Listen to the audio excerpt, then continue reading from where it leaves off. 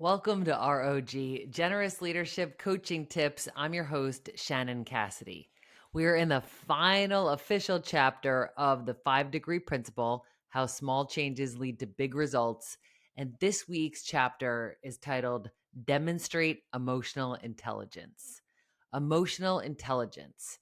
For some, this is a term that we've heard for years and we've been actively practicing how to be more emotionally intelligent. For others, this is a term you might have heard in the ether, but you're not really sure what it means. Daniel Goldman popularized emotional intelligence and wrote several books about the topic, as have many other authors. And it's a critical component to what it means to be a generous leader. So there's 4 main components. There's a 5th, empathy, which I actually think is woven through all of the other ones, similar to generosity. Like there's generosity in each of these things, but it starts with self-awareness.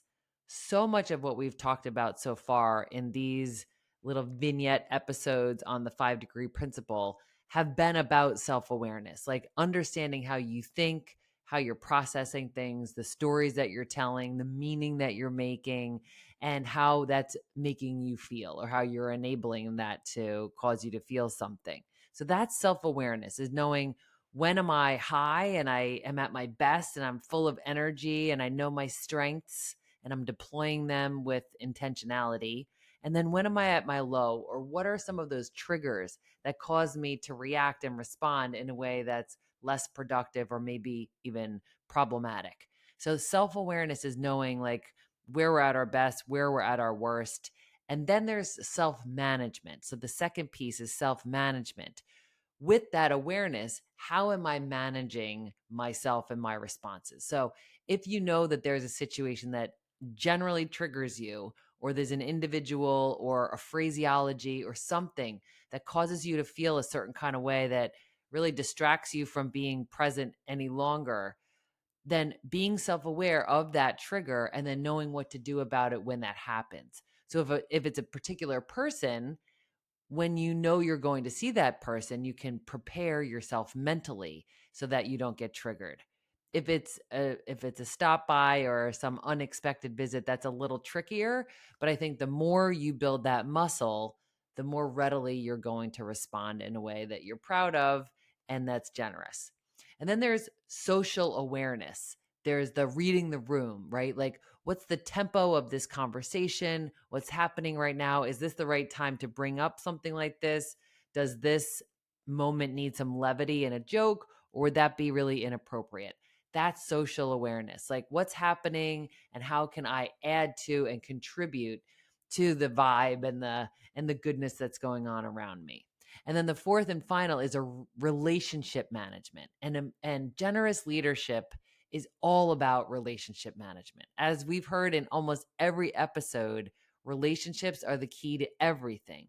Other human beings are the game stopping, most important thing that any of us should care about. So, relationship management means that we are investing in those relationships. I very often think about relationships like bank accounts, and not in the financial sense, but more in the sense of deposits and withdrawals.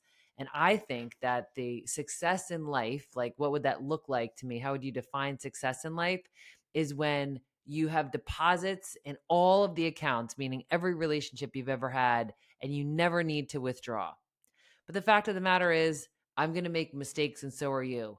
And when we do have equity in those accounts, we can more readily apologize and then build back the equity in that account.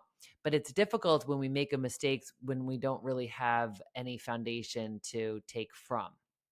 So I don't think that the exercise is how do I contribute so that I can take out, but it's more around this return on generosity concept that we talk about every week. So, emotional intelligence. This week, I want to encourage you to pay attention to how you're feeling and your self awareness. Like maybe you could journal or you could ask for some feedback or spend some time being self reflective. That's how you can grow to be more self aware.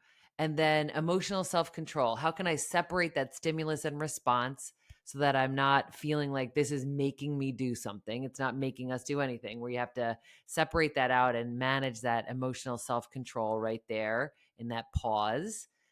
And then the social awareness, reading the room, like zero in on what you're picking up from what other people are saying or not saying and the tone of the meeting.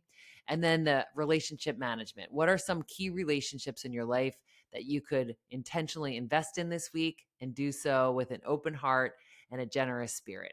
So good luck. I look forward to hearing about your success. And until next time, stay generous, everyone.